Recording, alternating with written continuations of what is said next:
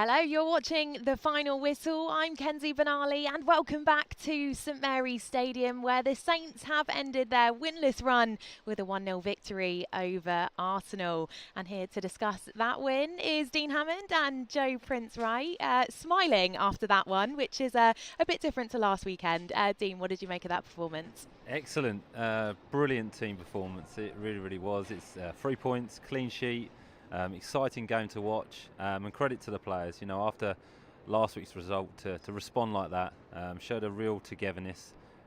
Blocks, did the basics really, really well. I thought, you know, blocking crosses, staying with runners, picking up second balls, the dirty side of the game that, you know, for the purists, it's not great to see, but I loved it. I think it was a great team performance and deserved the win. And some fine saves. So Fraser Forster, who had the outstanding moments of the game, a good, important times as well. But there were some excellent individual performances. But defensively, it looked like, we spoke before the show, it looked like the team in the week had worked really, really hard in training. I'm sure they'd done a lot of shape. Talked about Arsenal and defensively looked really, really good. The communication was there wasn't many gaps. So really impressive. And you know, there'll be a few tired players in that dressing room today because they've covered a lot of ground, but a great result, and the atmosphere was brilliant as well. So a lot of happy faces, and that's the best bit about football. You know, them players have made thousands and thousands of people happy today, which is brilliant.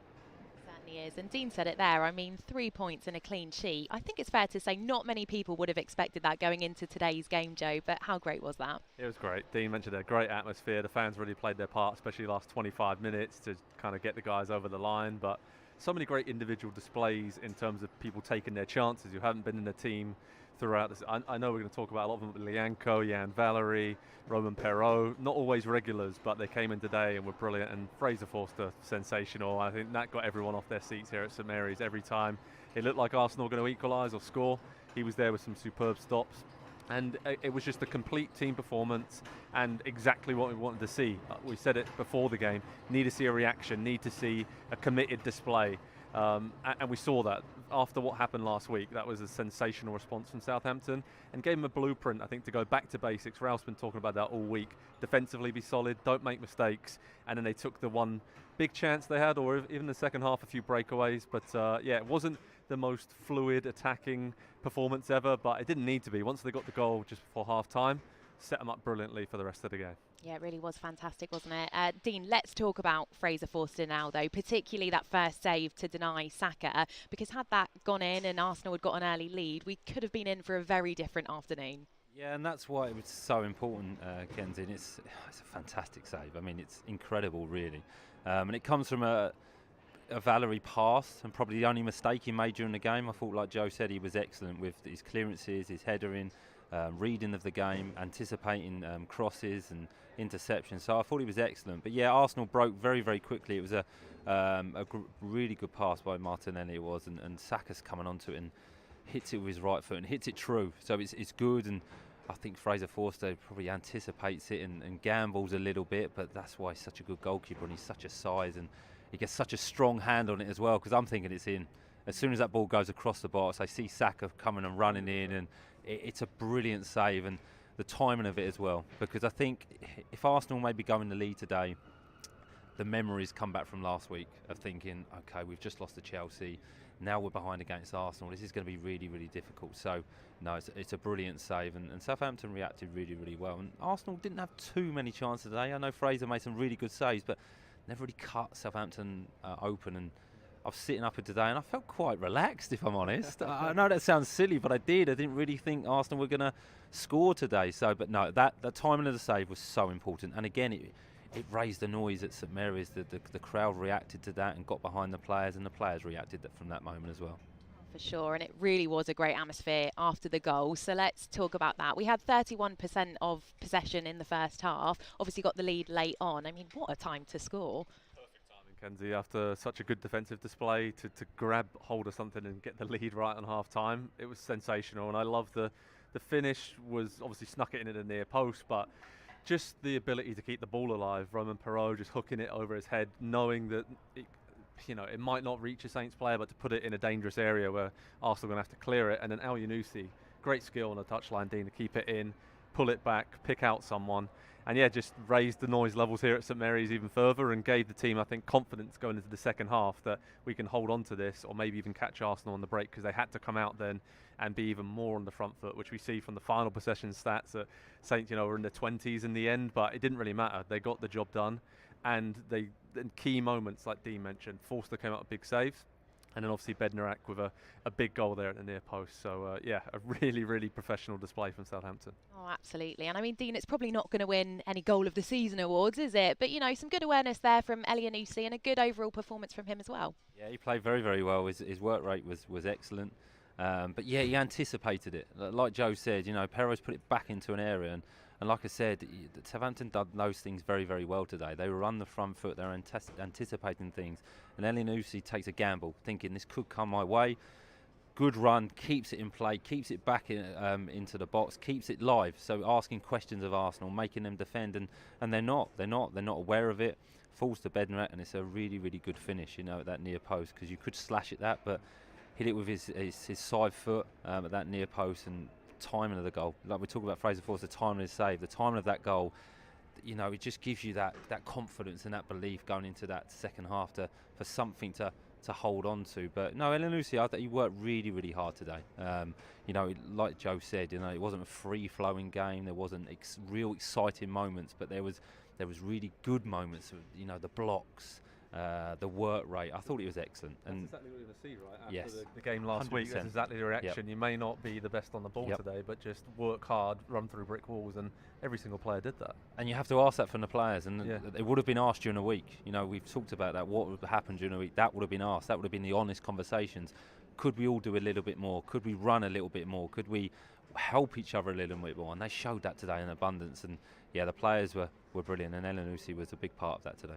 Yeah, it was a great performance. And let's bring in the Saints fans now, hear what they had to say about today's game. Lots of love in the comments. Samuel Waller's got in touch and he says 3 words, Carl Walker-Peters. Clearly impressed with him today. Leo also getting in touch. He says, nice one, lads. Zoe Sarah, thanks for this comment. She says, well done, boys. Jackie Chalk also pleased with that one, saying great team performance. Forster was magnificent, and a big shout out to Bednarak. Not just the great goal, but cracking defence performance as well. Let's keep that chat going then on Fraser Forster into the second half. More heroics from him, particularly that save to deny Emil Smith-Rowe. Just unbelievable. We were sat here, right, just jaws open. The fans were going crazy around us. Every time Arsenal had an effort on goal, it was like, oh, that's in. Oh no, Forster saved it again. And it was just sensational to see him taking the opportunity. Ralph talked him up in the week and said he was the only player to really come out of the Chelsea game with any kind of pride or played well, or a 7 or 8 out of 10. And yeah, I feel like the England call-up probably gave him a lot of confidence as well. And obviously we know he's playing for a new contract potentially as well, so I don't think that performance will do his chances any harm whatsoever. We know he's a quality goalkeeper, but with McCarthy being out injured for a long time now, Forster's just really taken his opportunity. So hats off to him, because that was a great save, and there was 3 or 4 world-class saves there today. Yeah, there was. No. As well. Was brilliant as well. Yeah, fantastic save. And again, it's just his strength in it, when he gets a hand to it, to push it out of danger as well. And I thought he did that very well today. But like Joe said, I think that England call up would have really helped him. And he's just a presence. And when he plays like that, if you're a defender, there's a bit more belief. You feel safe. You think, well, if I do make a mistake, then I've got my goalkeeper behind me. So brilliant performance from Fraser. Yeah, it was. There was a number of occasions where we had a few glances at each other, didn't we? Like, wow, that was very impressive. Dean, let's talk about Lianco, Perro and Valerie then, because it's fair to say they probably haven't played as much football as they would have liked this season. How did they do for you today? Excellent. And I think the shape helps them. I think playing as a free, they're all more comfortable, if I'm totally honest.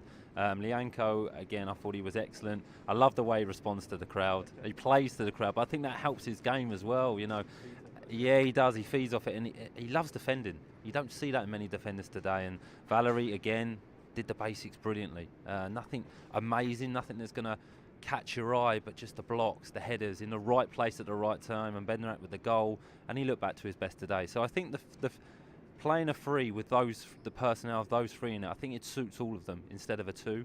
And that may be something for the manager to look at. You know, can we play that shape in different games and be a bit more expansive? You know, maybe it's different personnel within the team, but again, that kind of the 5-4-1 today, it worked. But those three, excellent, because Lianco's been injured, Bednarek's been a bit indifferent with his form, and Valu, whenever he's been called upon this season, has been excellent. He really, really has. So he's done himself all sorts of credit today.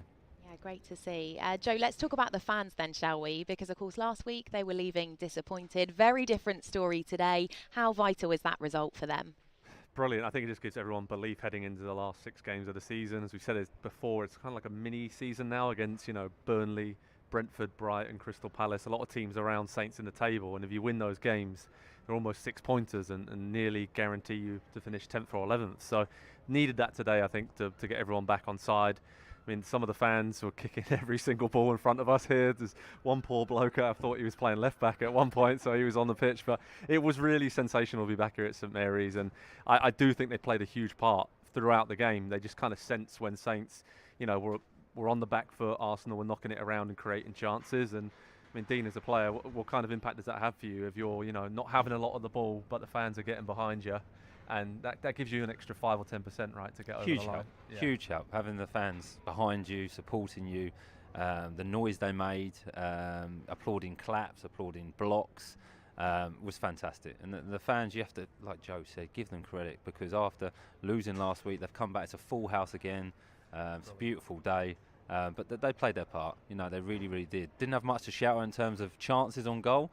But it was really noisy here, and it's fantastic. This is a special place to play football. I mean, I love playing here, and coming back and seeing games like that, it's great. We may be biased, but it is a great atmosphere, isn't it? It is a special place. Well, let's look ahead, shall we, to the fixtures we've got coming up. You touched on it there, Joe. They are important. It's Burnley next. Dean, what are your early thoughts ahead of that one? Excited. Now you look at it, I mean, obviously Burnley have made a change. It was Sean Dyche leaving the football club, so it'd be interesting to see who's in charge there. We'll have a new manager in time. I don't think so. I think that will affect the Burnley players, if I'm honest. It would have been a surprise to them, because they would have had a lot of respect for Sean, for what he's done for the club and for what they've done for him. So Southampton, maybe a different approach. I don't think we'll sit as deep, a different formation, so different players can come into the team now. We said at half-time, the players that were warming up, I mean, there was 7 players, exceptional players, that can't even get in the team today. So I'm looking forward to it. And like Joe said, there's some fixtures coming up for Southampton now that if they can win, can really push for that top 10. But let's not get carried away. We tend to do that. Yeah. But let's enjoy the result today, and it's a good 3 points. But yeah, looking forward to that game against Burnley. Yeah, absolutely. It's hard not to get carried away, though, isn't it?